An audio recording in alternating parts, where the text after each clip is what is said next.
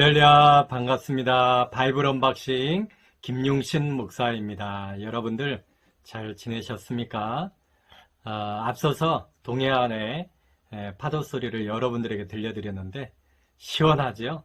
여러분들 좀 습하고 더운 날씨이지만 여러분들의 심령 가운데 하나님의 은혜가 시원한 은혜로 역사되기를 주님의 이름으로 축복합니다. 오늘은 바이블 언박싱 제8강 신명기에 대해서 함께 나누고자 합니다. 여러분들 신명기의 배경은 현재 어떤 위치입니까? 이스라엘 백성들이 출애굽을 해서 이제 광야 40년의 시간들을 보내고 이제 요단 동편에서 진을 치고 있는 것이지요. 이제 요단 동편을 건너서 하나님께서 약속해 주신 그 약속의 땅으로 이제 진입을 하게 되는 그 시점 앞에 있습니다. 신명기는 요단 동편에서 마지막 몇 주간의 시간들을 보내게 되는데요. 그 몇 주간의 스토리를 기록하고 있습니다. 신명기의 핵심의 내용은 무엇일까요? 이제 가나안 정복 직전에 있는 이스라엘의 새로운 세대, 즉 출애굽 1세대는 이제 광야에서 죽었지요.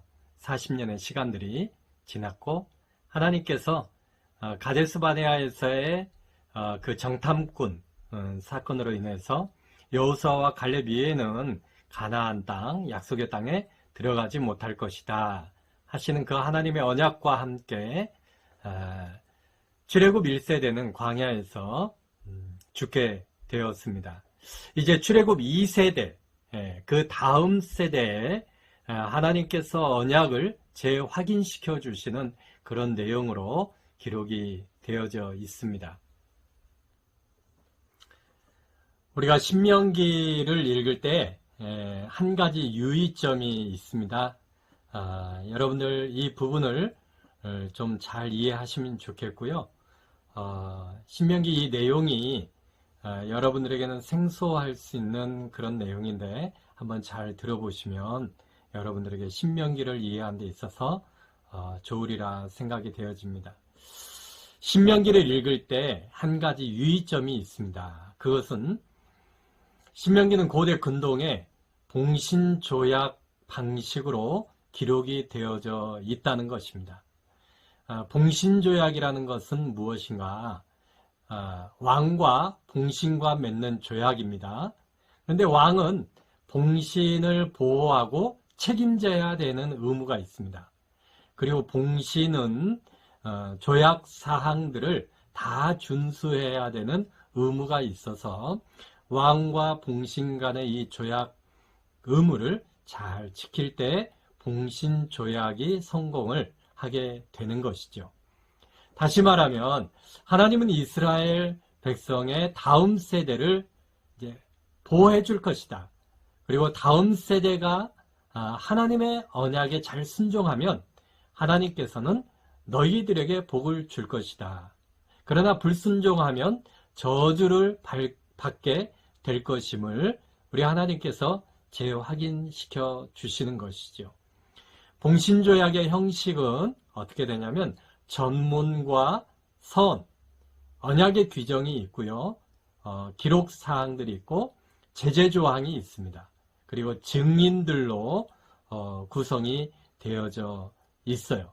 그래서 이 봉신조약이라고 하는 것은 법적인 효력이 있고 그에 따른 책임감이 뒤따르는 것입니다. 그러면 봉신조약의 형식으로 신명기를 한번 읽어볼까요? 간단하게 설명을 드리면 1장부터 4장까지는 전문과 역사적인 선이 기록되어져 있는데요. 모세의 말씀 선포 형식으로 기록이 되어져 있습니다.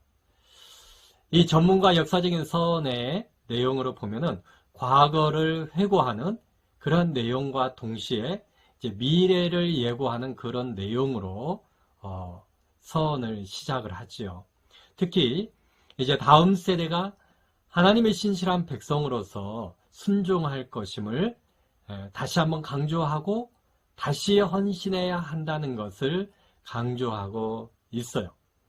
왜냐하면 출애굽 1세대에게는 이미 하나님이 말씀하셨고 2세대에게 이제 말씀을 하고 있는 것이기 때문에 그렇습니다. 그 다음에 5장부터 26장까지는 언약의 규정들이 나와 있습니다. 그 서술 방식은 십계명의 진술로 내용이 기록되어져 있어요. 특히 신명기 12장부터 26장의 법조문은 개인과 하나님과의 관계, 그리고 백성들과 백성들의 상호 간의 관계를 기록하고 있습니다. 그것은 곧 하나님 사랑, 이웃 사랑에 대한 내용으로 축약해서 말할 수가 있지요. 다시 말하면 하나님만을 사랑해야 된다. 오로지 하나님만을 사랑해야 된다. 그래서 12장부터 16장까지는 예배와 관련된 그 율법들로 기록되어져 있어요. 그리고 16장부터 18장까지는 리더십과 관련되어진 그 율법들로 기록되어져 있고요. 그리고 공동체 생활과 관련된 율법들이 19장부터 25장까지 기록되어져 있고요. 26장은 결론에 해당이 되어집니다. 그리고 크게 27장, 31장은 이제 기록 조항이 됩니다. 언약의 조건들을 상기시키는 그런 내용들이지요. 28장부터 29장은 산문 형식으로 기록되어 있고요. 32장부터 33장에는 시의 성격으로 이제 축복과 저주의 목록이 기록되어져 있습니다. 이것은 언약의 승인이라고 말을 해요. 그리고 30장과 31장에는 증인들이 있습니다. 조약에는 증인이 있어야 되잖아요. 그런 것처럼 30장과 31장에는 증인이 기록되어져 있는데 증인이 무엇이냐? 하늘이고 그 다음에 땅이고 모세의 노래가 기록되어져 있고 율법 그 자체, 하나님의 율법 그 자체가 증인의 역할을 합니다.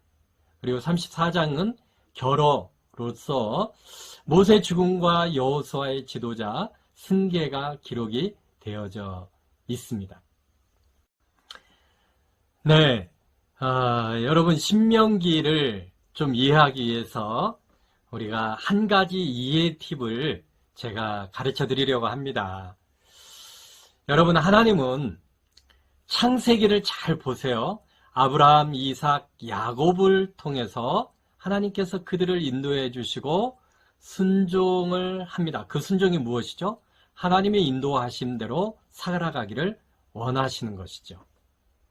그런데 출애굽기, 레위기, 민수기에서는 어떻습니까? 언약의 말씀을 주셔서 그 언약의 말씀을 지키라고 하셔요. 그럼 신명기에 와서도 어떻습니까? 다음 세대에게 요구하는 것이 무엇이죠? 신명기에서도 아브라함, 이삭, 야곱에게 말씀하셨던 것처럼 출애굽기, 레위기, 민수기에서 율법을 주시면서 순종을 요구하시고 말씀하셨던 것처럼 오늘 신명기에서도 다음 세대에게 동일하게 언약을 지키라고 강조를 하고 있다는 사실입니다. 이와 같이 현대를 살아가는 우리 그리스도인들에게도 우리 하나님께서 동일하게 요구하시는 것이 있습니다. 그게 무엇일까요? 한 가지, 하나님의 말씀의 순종을 요구하고 있다는 사실을 우리가 기억을 해야 합니다.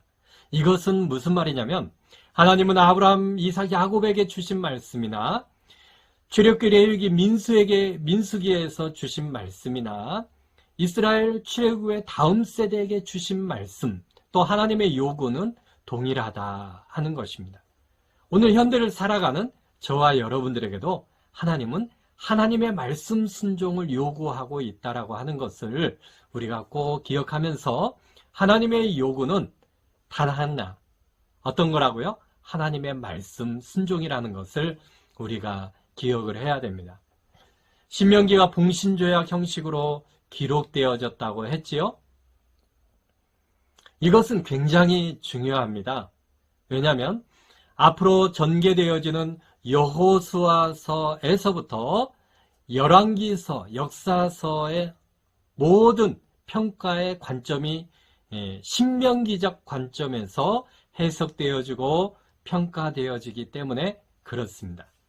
특히 구약의 선지자들, 그리고 이사야, 예레미야 선지자뿐만 아니라 신약의 예수님, 그리고 사도 바울도 신명기적 관점에서 말씀하고 있다는 사실은 이 신명기가 얼마나 중요하고 봉신조약이 얼마나 큰 역할과 기능을 하는지 우리들에게 가르쳐주고 있어요.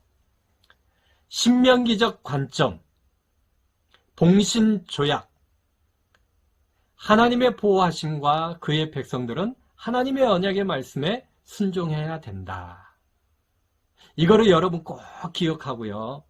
하나님은 언제든지 하나님의 말씀에 순종하는 자들에게는 축복을 주셨고 또 불순종하는 자들에게는 저주를 주셨다 하는 것을 저와 여러분들이 꼭 기억을 해야 되지요.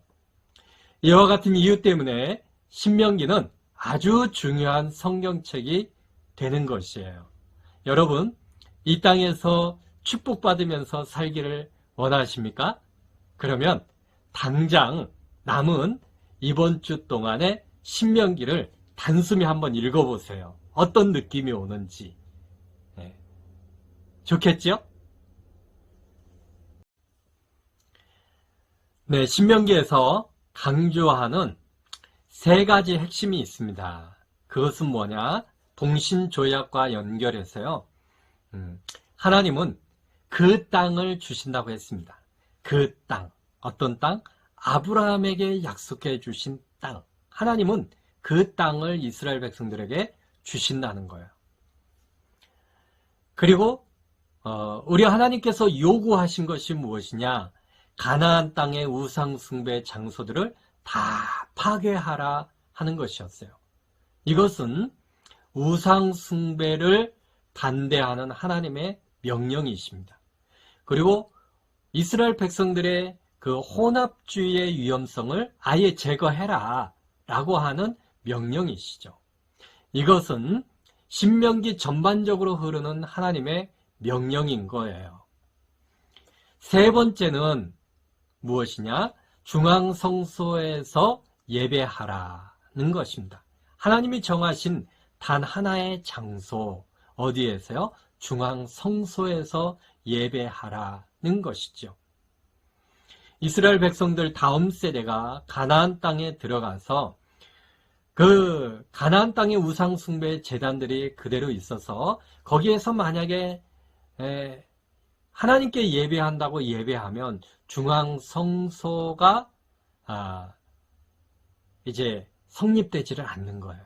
그래서 하나님은 단 하나의 장소, 하나님의 성소가 있는 곳에서 예배하기를 원했던 것이죠. 현대는 더 개인적, 또 자기중심적인 시대가 아니겠습니까?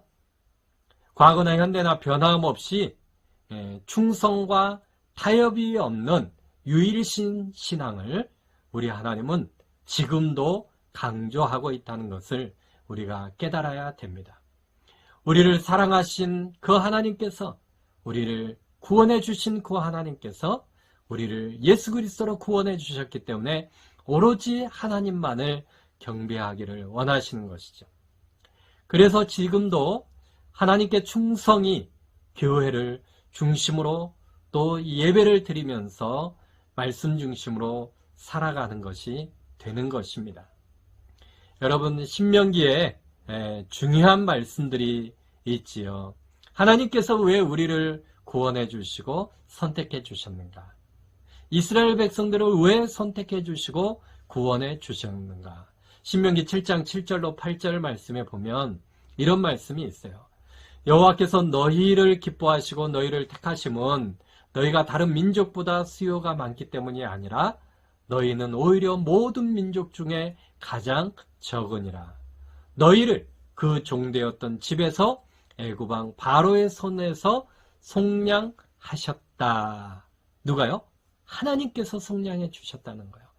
그 이스라엘 백성들을 구원해 주셨기 때문에 그 이스라엘 백성들은 하나님을 섬겨야 되는 의무가 있는 것이지요. 그래서 신명기에는 우리가 유명한 그 말씀을 기억합니다. 신명기 6장 4절 5절 말씀에 쉐마의 말씀이 있지요. 이스라엘아 들으라, 우리 하나님 여호와는 오직 유일한 여호와이시니 너는 마음을 다하고 뜻을 다하고 힘을 다하여 내 하나님 여호와를 사랑하라. 이 말씀은 신명기 다음 세대에만 해당이 되는 것이 아니라 현대를 살아가는 우리 그리스도인들, 예수 그리스도로 말미암아 구원받은 저와 여러분들에게도 다 동일하게 해당이 되어지고, 가나안 땅에 들어간 다음 세대에게 충성을 요구했던 그 하나님의 요구하심이 오늘 우리들에게도 동일하게 적용된다는 것을 꼭 기억하시고, 우리도 하나님 앞에 잘 충성하고 코로나 상황 속에서 예배 잘 드리고 하나님을 사랑해서 이 땅에 사는 동안 복을 받는, 하늘의 복과 땅의 기름진 복으로 복을 받는 우리 모든 성도님들이 되시기를 주님의 이름으로 축복합니다. 네, 반갑습니다. 감사합니다. 다음 시간에는 바이블 언박싱 9강에서 여호수아서에 대해서 배우도록 그렇게 하겠습니다. 다음 시간까지 건강하세요. 감사합니다. 행복하세요.